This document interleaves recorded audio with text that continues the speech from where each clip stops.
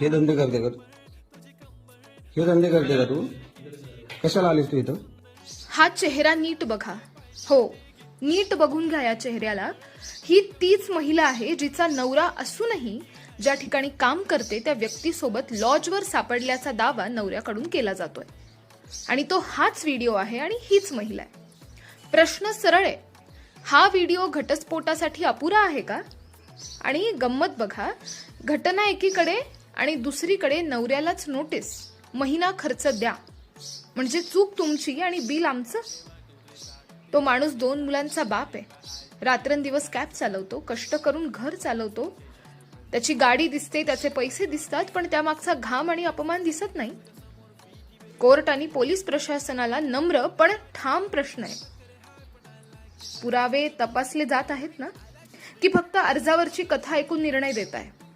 नवऱ्याने आधीच घटस्फोटासाठी अर्ज केलाय, मग तरीही पोटगीची मागणी कोणत्या नैतिक आधारावर?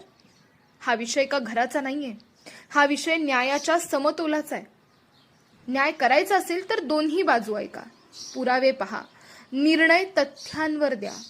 नाहीतर उद्या निकाल लागला नाही म्हणून लोक बोलतील, वेळेत निर्णय झाला असता तर बरं झालं असतं. न्याय लिंगावर नाही, न्याय सत्यावर असतो आणि तो वेळेत झाला तरच त्याला अर्थ असतो.